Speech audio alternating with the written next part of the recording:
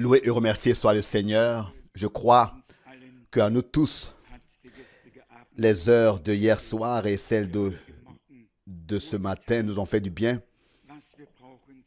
Ce dont nous avons besoin, ce sont des heures qui nous rapprochent du Seigneur, dans lesquelles nous ressentons qu'il est proche de nous et qu'il parle avec nous et que nous réagissons, nous répondons.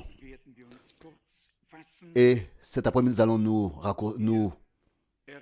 allons donc être brefs et nous nous rappelons du premier amour et du premier feu qui brûlait dans notre cœur. Peut-être que chez les uns, c'est 10 ans en arrière, ou bien les autres 15 ans en arrière, chez les 30 ans en arrière, je ne sais pas, ou bien 20 ans en arrière, je ne sais pas. Mais tous ceux qui ont été saisis dans leur vie de l'amour de Dieu, nous nous rappelons de ce temps très bien. Et nous nous réjouissons avec tous ceux qui, nouvellement, sont saisis.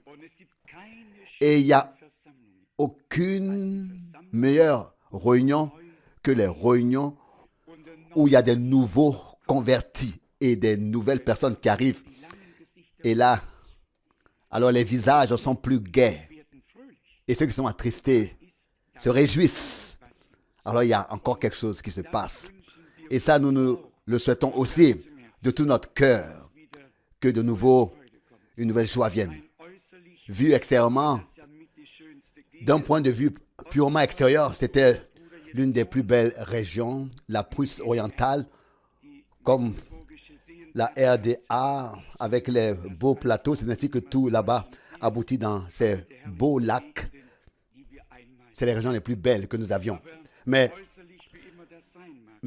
l'extérieur n'est pas important. Nous sommes reconnaissants de ce que nous ne sommes pas orientés aux choses extérieures, mais aux choses spirituelles.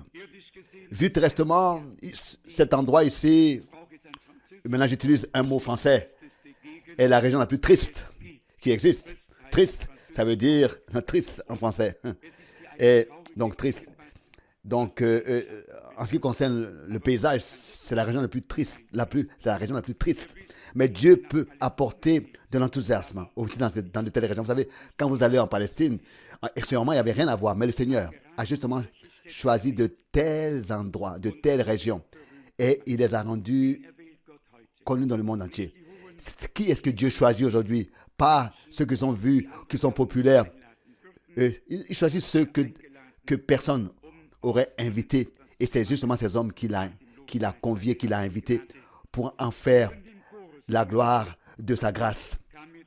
Pendant que nous chantions des cantiques, des chœurs, cette pensée m'est venue alors que nous avions chanté concernant suivre Jésus, suivre Jésus. Je suis décidé à suivre Jésus et de ne plus revenir. Il n'y a plus de retour pour nous. Mais alors que la parole suivait, alors j'ai dû penser, alors que notre Seigneur disait, celui qui veut me suivre, qu'il prenne sa croix sur lui et me suive ensuite ainsi. La plupart veulent suivre le Seigneur. Comme ça, sans croix. Au-dessus des montagnes, et non, ce n'est pas possible. En suivant le Seigneur, nous devons porter la croix. Il y a une croix à porter en le suivant. Il y a de l'opprobre à porter. Et c'est seulement à la fin que nous pourrons changer cette opprobre et cette croix avec la gloire. Alors que notre Seigneur entrait à Jérusalem au dimanche de Palme, c'était le 2 avril autrefois, tous ont chanté. Hosiana, celui qui vient au nom du Seigneur. Hosiana, le roi. Et quelques jours plus tard, le roi n'a pas été couronné. Il a été crucifié. Et ils se sont égarés. Ils ne savaient plus comment joindre les choses ensemble. Et ils ont dit, mais nous avons pensé qu'il rachèterait, ressauverait Israël. Cela est venu tout à fait différemment qu'il s'était représenté. Mais c'est arrivé comme Dieu l'avait planifié, comme Dieu l'avait ordonné. Et nous aussi, nous devons en toutes choses nous insérer, nous soumettre. Mieux nous le faisons et mieux c'est. Car si nous savons que tout est déterminé par Dieu comme ça, alors mieux nous sommes satisfaits et plus Dieu pourra avec nous atteindre le but. Les deux frères qui ont parlé, nous leur souhaitons les riches bénédictions de Dieu et très officiellement, nous voulons à notre frère qui voyage demain, qui repart demain, nous voulons lui remettre des salutations adressées à tous ceux qui aiment le Seigneur et son apparition. Et il y a un frère en Suisse qui est très proche de moi et il ajoute toujours à cette parole une phrase. Il disait, salut tous ceux qui aiment la venue du Seigneur et aussi notre venue. Qui aime la venue du Seigneur et aussi notre venue. Il veut dire par là, si quelqu'un aime la venue du Seigneur, alors il aime aussi ceux qui aiment sa venue. Et cela va ensemble. Et d'abord, j'ai pensé à cela. J'ai dit, mais à un moment, mais est-ce qu'il ne va pas un peu trop loin? La venue de notre Seigneur et aussi notre venue, aimer notre venue aussi, etc. Mais là, il y a une très grande vérité, une grande partie de vérité dedans. Celui qui aime le Seigneur ou bien alors sa venue, et il le dit seulement de sa bouche, et il préfère voir repartir ceux qui viennent et qui aiment le Seigneur. Mais ce n'est pas possible. Celui qui aime le Seigneur, il aime aussi tous ceux qui sont nés de Dieu. C'est ainsi que c'est écrit dans la Bible, dans la Sainte Écriture. C'est ainsi que Jean l'a écrit dans la première épître, et c'est ainsi que c'est vrai. Sur ce que notre frère a exposé, nous nous réjouissons tous. Ces vieilles réunions ont quelque chose en soi, où celui qui parle est presque au pied des gens. Ils sont autour de lui, ils sont à ses pieds, et les autres sont dans la cuisine, dans le salon, dans le couloir, dans les chambres. Et là, ça se passe le mieux. De telles réunions ont quelque chose en soi de bien, où on est tassé comme ça dans une maison. Et vous savez, elles ont un autre caractère. Et vous savez, il y a deux sortes de réunions dans les maisons. Et je vais vous le dire, mais dans les Actes des Apôtres, il nous est dit que les croyants, ceux qui avaient cru, avaient des réunions, il y avait des réunions, ils venaient se rassembler dans les maisons. Ils brisaient le pain, ils rompaient le pain, ils priaient, ils avaient communion les uns avec les autres. Ça, c'était une réunion biblique. Et ensuite, il y a une façon de se réunir dont Paul parle, qu'il y a certaines personnes qui vont de maison dans les maisons pour là-bas rendre prisonniers les personnes et les influencer. Donc, vous savez, de toutes choses, il y a toujours deux choses. Donc, une est juste et sert à la bénédiction, et l'autre est pas correcte et ne sert pas à la bénédiction. Que Dieu accorde sa grâce. Il y a toujours. Donc, que Dieu nous fasse grâce. Que nous n'ayons pas toujours deux choses dans une chose, mais que nous ayons toujours une seule chose. Que ce soit la chose divine. Pas une direction, mais la direction divine. Pas une parole, mais la parole de Dieu. Il faut toujours que les choses soient vraies. Et elles peuvent que être vraies si elles sont en accord avec Dieu et la parole de Dieu. J'ai dû penser à Abraham et je suis allé les chapitres comme ça, à partir du chapitre 12, comme ça j'ai survolé rapidement les chapitres et on voit là-bas l'appel d'Abraham, l'élection, le choix, l'ordre d'abandonner tout, de quitter tout et d'aller dans un pays que Dieu avait promis. Et ensuite il est dit dans Genèse 12, au verset 3, Genèse 12, verset 3. Je bénirai ceux qui te béniront et je maudirai ceux qui te maudiront. Et en toi seront bénies toutes les descendances de la terre. Dieu a fait des choix et nous ne pouvons pas demander pourquoi est-ce qu'il a pris celui-là et l'autre pas. Nous pouvons nous réjouir avec ceux qui ont écouté sa voix, qui ont accepté son offre de grâce, qui ont prêté l'oreille à ce qu'il disait et qui de tout leur cœur l'ont cru et qui dans l'obéissance ont fait ce que Dieu leur a dit. Ensuite, au chapitre 13, nous voyons la séparation entre Abraham et Lot.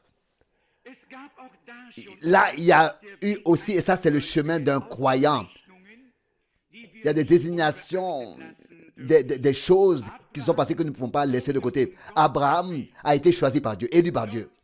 Mais Lot a suivi Abraham, est sorti avec lui. Et cette suite de suivre a apporté des difficultés. Sans avoir été appelé, mais suivre celui qui a été appelé. Et ensuite, le jour 20 où il y a eu une séparation. Et dans le chapitre 13, au verset 14, il est écrit: L'Éternel dit à Abraham après que Lot se fut séparé de lui: Lève les yeux et regarde du lieu où tu te tiens, vers le nord, vers le sud, vers l'est et vers l'ouest. Car tout le pays que tu vois, je te le donnerai à toi et à ta postérité pour des temps éternels. Et ça continue encore. Nous venons maintenant au chapitre 14. Et qu'est-ce que je dois vous dire? La séparation, ou bien alors, la séparation est toujours douloureuse pour les élus, pas les autres. Pas les autres. Pour eux, ce n'est même pas une douleur qu'il y ait une division, qu'il y ait une séparation.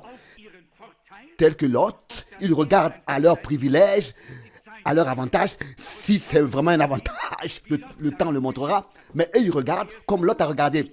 Lot a choisi la plus belle région qu'avait la meilleure apparence. Ça a été sa décision. Mais quand Lot a eu des problèmes, a eu des difficultés et avait vécu une défaite, qui est celui qui a rassemblé ces hommes pour aider cet homme? La partie élue n'a pas abandonné les appelés. Quand Abraham a appris que Lot avait des problèmes, il lui a proposé tout ce qui était né dans sa maison, que ce soit tous les hommes qui pouvaient combattre pour aller délivrer cet homme, pour l'aider. Et que ça, ce sont tes sentiments, ce sont mes sentiments. Il faut que cela soit tes sentiments. Si nous sommes des enfants d'Abraham et si nous appartenons aux élus, quand les autres se séparent de nous, nous quittent, se divisent, ou bien nous abandonnent, ou bien nous quittent. Mais nous ne devons pas les abandonner et les quitter. Je vais vous dire, si vous entendez que quelqu'un a des problèmes, même de ceux qui ne sont pas ici aujourd'hui parmi nous, quelle douleur vous ressentez dans votre cœur, sincèrement? Posez-vous la question. Est-ce que nous n'allons pas dans la prière? Est-ce que nous ne crions pas au Seigneur et disons: Seigneur, fais grâce, interviens et aide? Mais qu'est-ce que c'est quand c'est le contraire? Qu'est-ce que c'est quand c'est le contraire? Et là, on ne peut pas se tromper soi-même. Les mesures divines dans la Bible restent valables tant que le temps existe. Et chacun a en chaque temps la possibilité de s'examiner soi-même. De quel côté il est, élu ou bien appelé seulement. Et vous regardez, qu'est-ce qui s'est passé quand Abraham est revenu de la victoire sur les rois qu'avait captivé Lot. Là, Melchisédek l'a rencontré avec du vin et du pain. En regard au souper, il avait vaincu les rois. Et là, le roi des rois vint. Nous savons qui est-ce que c'était. C'était le Seigneur lui-même, l'Éternel. Et la plupart, aujourd'hui encore, c'est pour eux une énigme. Le plus grand traducteur de la Bible, Scofield, dans la langue anglaise, qui a donné tant de remarques, qui a même mentionné Frère Branham et tout ça. Il écrit dans ses notes, il dit: un sacrificateur, un roi inconnu, un sacrificateur. Imaginez-vous, et moi et toi, nous lisons en tant qu'hommes simples, nous lisons Hébreux 7. Il n'avait aucun commencement de jour et aucune fin, ni père et ni mère. Roi de paix, roi de justice. Et quelle lumière ici nous est accordée, quelle lumière nous est accordée là. quelle clarté, au plus simple, parmi les plus simples. J'ai regardé dans un livre que le frère Kupfer m'avait apporté en français, alors que Billy Graham, il n'y a pas longtemps, était en France. Il a béni tous, n'est-ce pas? Et comme ça devrait être la première, parce que j'ai ouvert, là je lis le Dieu en trois était déjà dès le commencement. Existait déjà dès le commencement. Mes yeux sont tombés dessus. Le frère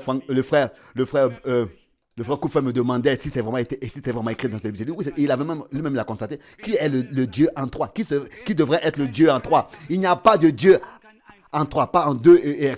Il n'y a qu'un seul Dieu et unique, constitué d'une seule personne, le Dieu d'Abraham, d'Isaac et de Jacob. Mais nous vivons dans un temps où tous, jusqu'au dernier évangéliste, parlent le langage de Rome. Et là, nous devons faire attention et nous devons apparaître. Parce que nous parlons la langue de Dieu, le langage de Dieu. Et nous le faisons jusqu'à la fin. Nous le ferons jusqu'à la fin. Il y a quelqu'un qui avait peur que Frère Pank soit sur le chemin qui retourne à Rome. C'est ce que j'ai entendu. Il y a une chose que je veux vous dire. Si Dieu me fait grâce, alors je voudrais mettre une bombe atomique spirituelle sur le Vatican. Pas par méchanceté, mais pour que les hommes se réveillent et reconnaissent la porte de l'enfer. Vous n'avez pas besoin de vous inquiéter pour moi, mais d'avoir peur. Je sais exactement ce que je fais. Je sais très bien ce que je fais. Je n'ai pas besoin de vous dire tout. Il y en a qui pensent que je devrais ici de devant, ou bien je devrais ici de devant rendre compte de tout ce que je fais. Non, les temps sont tous passés.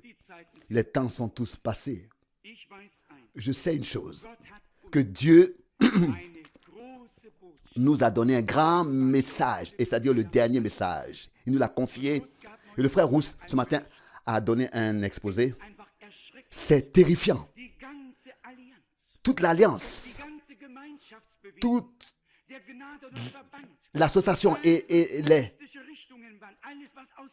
tout ce qui était baptiste et tout ce qui a été réveil dans les âges passés, tous retournent dans une seule direction, à Rome. Mais il y a des enfants de Dieu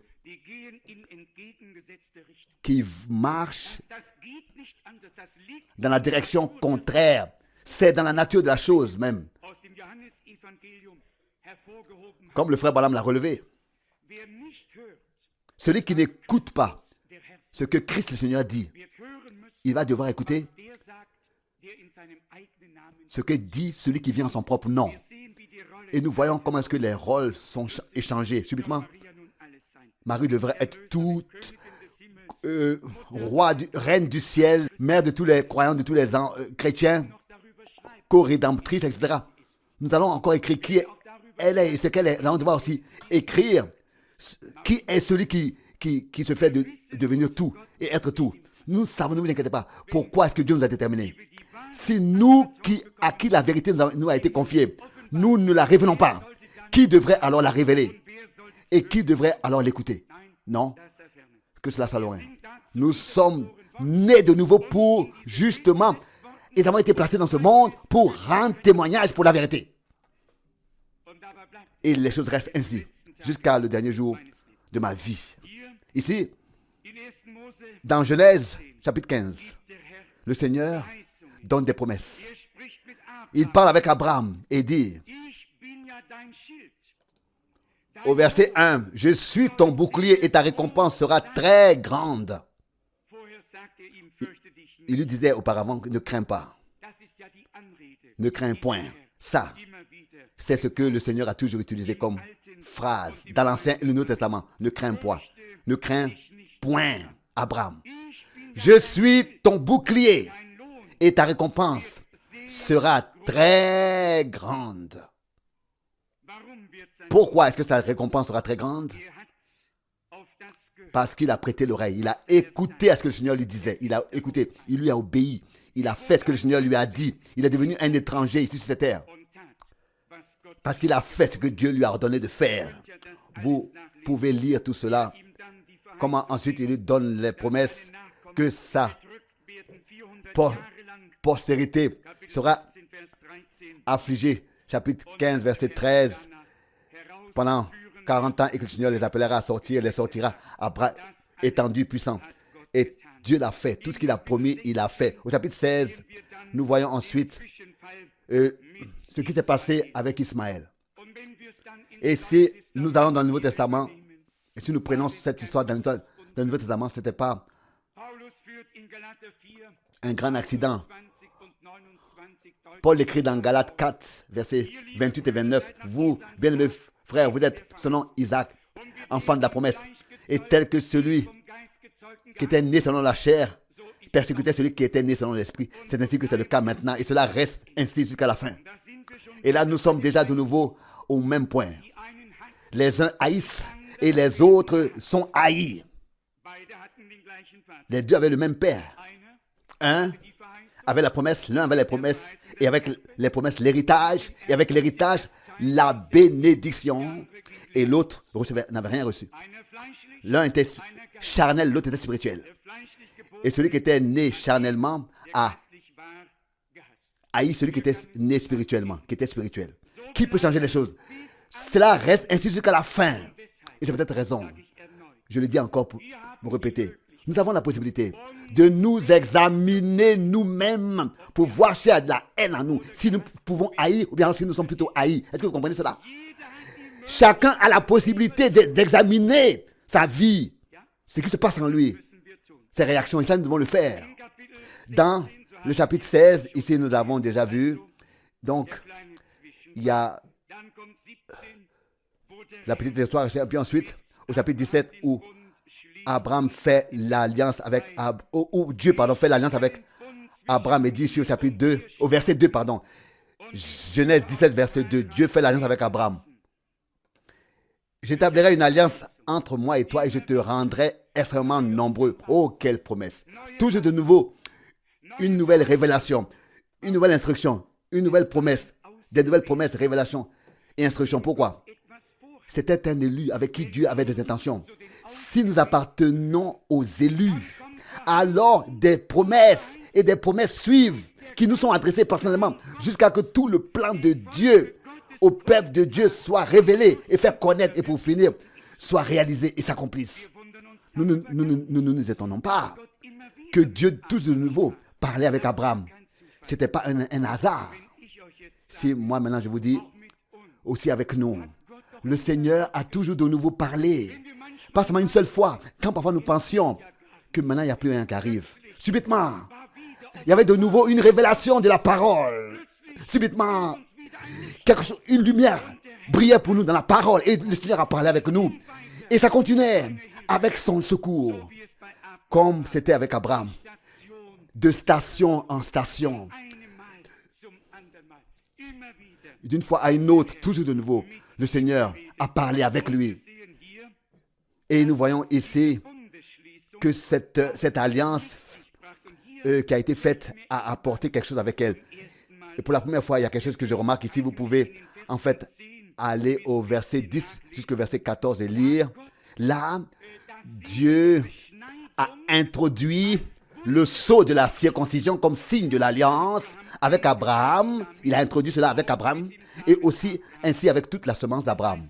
Ici, il est dit, à la dernière partie du verset 13, « Cette circoncision sera le signe de mon alliance sur votre chair, un signe d'alliance éternelle. » Mais maintenant arrive, Dieu avait donné cet ordre, que ce ne soit pas seulement Abraham, mais tous ceux qui appartiennent à sa maison. Ça n'avait pas d'importance d'où ils viennent et qui est-ce qu'ils sont.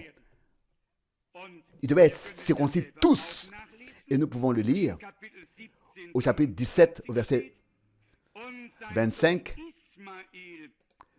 Et son fils Ismaël avait 13 ans lorsqu'ils le circoncirent selon la loi. En un seul et même jour, Abraham et son fils Ismaël furent circoncis. Mais maintenant, vous pourriez me demander, mais un moment, frère Franck. Là, Dieu parle à Abraham. Je fais une alliance avec toi. Et le signe extérieur en toi que tu porteras avec toi, le signe extérieur de cette alliance est la circoncision. Une alliance entre toi et moi. Et qui a été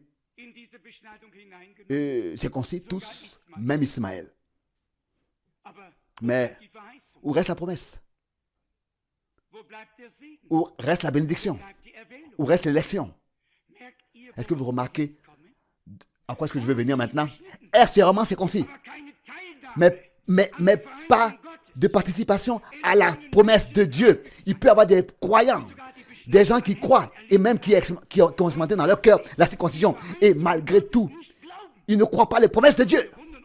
Et nous nous étonnons qu'ils soient circoncis même dans leur cœur. Et on se demandait, mais comment ça peut être possible? Même les serviteurs, tous les esclaves serviteurs de la maison d'Abraham, tous ont été circoncis. Un signe, un sceau pour Abraham. Mais qu'est-ce que c'était la circoncision pour tous les autres? Pour Abraham, c'était un signe de l'alliance, mais pour les autres, c'était quoi? Pour celui qui était élu de Dieu, vous pouvez le lire. Pour celui qui était élu, ça devait être entre toi et moi le signe de l'alliance, entre moi et vous. Un signe de l'alliance. Mais avec qui est-ce que Dieu a fait cette alliance? Avec tous les étrangers dans la maison d'Abraham? Avec Ismaël? Avec qui? Ou bien avec les Israélites? Mais sûrement pas. Avec qui est-ce que Dieu a fait l'alliance? Avec Abraham. Avec les élus. Mais beaucoup étaient là, autour de lui, qui ont été circoncis. Mais ils n'avaient pas part aux promesses, pas part à ce que Dieu avait comme intention avec Abraham et sa descendance. Et vous verrez plus tard, de nouveau, dans le Nouveau Testament, quand Paul expose ces choses, ce n'est pas celui-là qui est un juif, qui l'est extérieurement dans la chair circoncis, mais celui qui a expérimenté la circoncision de Christ dans son cœur. La circoncision de l'esprit. Nous allons arriver à ce point où la circoncision doit avoir lieu, c'est-à-dire dans l'âme, dans le cœur. C'est là qu'elle doit avoir lieu. Nous voyons de l'Ancien Testament que beaucoup ont été pris dans une chose extérieurement, mais eux-mêmes, ils n'étaient pas une partie intégrante originelle de cette chose divine. Et c'est comme ça que cela a dû être dans tous les âges de l'Église. Beaucoup étaient présents, mais ils n'étaient pas une partie intégrante, originelle de la chose divine avec l'alliance faite avec la promesse et la parole. Ils n'ont fait que suivre. Quand Abraham sortait, il sortait aussi. Quand il s'arrêtait quelque part, il s'arrêtait aussi. Mais l'alliance et la promesse et les promesses, l'histoire du salut était avec Abraham et sa semence. Mais bien aimé, nous n'avons pas besoin de continuer ces pensées. Nous pourrions ici aller d'écriture en écriture et tirer les comparaisons et les continuer. Car la Bible dit dans le Nouveau Testament que tout ce qui a été écrit à cause de nous. Et quand nous lisons les Écritures, nous apprenons comment est-ce que Dieu a eu les choses, a conduit les choses. Nous apprenons, nous voyons comment est-ce que les voies de Dieu sont. Et les voies de Dieu aujourd'hui, avec son peuple, pour reconnaître les voies de Dieu avec son peuple aujourd'hui, nous devons les observer comment est-ce qu'elles ont été depuis le commencement. Pas tous ceux qui suivent, extérieurement, sont une partie de la chose. Quand Moïse a été envoyé en Égypte pour faire sortir Israël, on peut dire plus tard que beaucoup de peuples mixtes sont sortis avec eux. La délivrance était pour les élus, mais beaucoup sont sortis. Abraham est sorti, Lot est sorti avec lui. Abraham a été circoncis comme une alliance perpétuelle de Dieu, et tous ceux qui étaient de sa maison ont été circoncis aussi avec Ismaël à 13 ans. Mais qu'est-ce que cela leur a servi? Rien du tout. Dieu avait son alliance qu'il a faite avec Abraham, avec Dieu. Et nous, il ne faut pas qu'il y ait seulement une chose, mais tout doit d'une manière harmonieuse être en accord. La parole de la promesse, l'appel à sortir, l'obéissance, de croire ce que Dieu a dit et d'obéir. Il faut que tout, si nous sommes des élus, tout doit être en harmonie, ensemble, en accord et exister dans notre vie.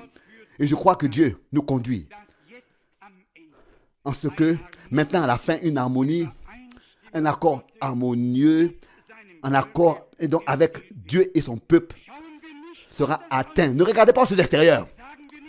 Ne disons pas oui, ici et là, il y a aussi une circoncision. Tout va ensemble. L'appel à sortir. D'abandonner tout. De se mettre à part. De se séparer. D'être obéissant. D'avoir les promesses. L'alliance faite doit être avec l'alliance faite. Tout. Et ensuite, la circoncision est un signe alors de l'alliance. Mais si Dieu, même si Dieu n'a pas fait d'alliance avec Ismaël et qu'il fait que être circoncis, alors il repart vite avec sa circoncision. Pourtant, c'est la même. Alors, qu'est-ce que Dieu veut? Dieu veut avoir des semences d'Abraham, des semences de croyants, de la semence de Dieu, des gens qui croient à Dieu, qui écoutent sa parole, pas d'interprétation de sa parole, qui croient à sa parole, qui expérimentent la circoncision de leur cœur et qui suivent Dieu avec tout ce qu'il a promis. Et alors, c'est en cela que sera reconnu et révélé qui est de la semence de la foi d'Abraham. Et qui était Abraham? Vous pouvez le lire, vous savez. Tara, son père, déjà, dans son cœur, avait le désir d'aller dans le pays de Canaan. Et il est resté à Charan et il est mort. Mais déjà, le père d'Abraham avait dans son cœur d'aller à Canaan. Mais il n'a pas abouti là-bas, il n'est pas arrivé là-bas, mais il mourut à Charan, en chemin. Mais quand le temps est arrivé, Dieu a parlé à Abraham. Il l'a élu et lui a dit où est-ce qu'il doit aller. Il y a une chose que nous voulons dire, et ça maintenant pour finir. Si Dieu, toi et moi, vraiment, par sa parole, nous a appelés, alors tu sais où tu vas et où est ta place et à où est-ce que tu appartiens et où est-ce que tu dois aller. Alors tu connais le but. Tu ne t'arrêtes pas en chemin. Si tu ne connais pas le chemin, le but, si tu ne sais pas où Dieu veut que tu ailles, si tu dois encore te poser la question, alors laisse-moi te dire. Alors ça veut dire que Dieu n'a pas encore parlé avec toi. Car il a dit exactement à Abraham où est-ce qu'il doit aller et où est-ce qu'il a à aller. Il lui a montré le but. Il a montré le but. Abraham n'est pas sorti sans but. Abraham savait, il avait un but. Il savait où il devait aller. Nous aussi, nous avons un but sous nos yeux. Parce que Dieu, par sa parole, a parlé avec nous. Ce n'est pas une chose comme ça dans l'air. Ce n'est pas seulement une circoncision extérieure ou bien à l'intérieur. C'est aussi les promesses. C'est la foi. C'est l'obéissance. C'est la réception de ce que Dieu maintenant a comme intention avec son Église. C'est de tout notre cœur suivre, dire oui à Dieu. Pas seulement un bout du chemin, mais jusqu'à que nous atteignions le pays de la promesse. Que Dieu, le Seigneur, puisse nous bénir tous et être avec nous. Qu'il puisse continuer à parler avec nous par son esprit et par sa parole et attendrir nos cœurs et faire quelque chose de tout nouveau en nous, créer quelque chose de tout nouveau en nous pour nous donner un cœur de chair qui ressent profondément. Comme Abraham, nous l'avons lu, Abraham aurait pu se moquer de Lot. Quand il a entendu, oh maintenant on a emporté Lot et il est rendu captif. Il aurait pu dire, oh ça c'est bien pour lui, ça lui apprendra. Non, pas avec Abraham. Quand Abraham a appris ce qui s'est passé à Lot, Abraham est élu de Dieu. Quoique Lot n'était pas élu. Nous avons aussi la même chose, vu ce matin avec David et Saül. Nous l'avons vu. Est-ce que vous remarquez? Les mêmes sentiments de Jésus-Christ, les mêmes pensées, la même nature, le même esprit, la même nature de Dieu est en ceux qui ont été élus par Dieu, a été manifesté dans leur vie. Manifesté. Le même Abraham qui, n'est-ce pas, pouvait vaincre les rois. Il a délivré son prochain. Il savait exactement où il doit tuer et qui a à être gardé en vie. Il avait le discernement. Il savait à qui il pouvait faire ça et à qui il n'avait pas le droit de faire ça. Mais bien frères, je vais vous dire, si nous sommes des élus, alors nous allons pouvoir distinguer de quoi il s'agit. Alors nous n'allons pas comme ça détruire et partir. Non. Nous réjouir qu'il y a une destruction. Non. Alors nous allons seulement détruire les ennemis, les adversaires, mais pas nos frères et nos sœurs. Ça n'a pas d'importance, même s'ils ne sont pas des élus, c'est Dieu qui juge, ce n'est pas nous. Qui sommes-nous pour juger les autres, pour dire qu'ils ne sont pas élus? Oh, je me sens bien dans cette parole, si reconnaissant dans mon cœur de ce que Dieu, dans sa parole, a laissé cette trace. Nous pouvons maintenant le lire et nous examiner pour savoir si nous sommes élus, et pour savoir de quel côté nous sommes. Par notre conduite, nous pouvons examiner notre conduite. Comme Paul pouvait dire, nous savons que vous savez que vous êtes élus. Que cela soit le cas pour nous tous.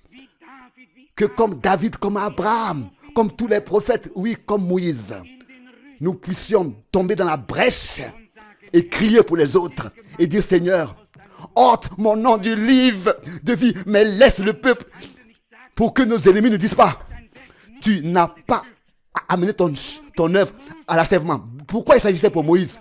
Il s'agit de l'honneur de Dieu. De quoi il s'agit pour toi? Il s'agit de moi. Il s'agit de l'honneur de Dieu.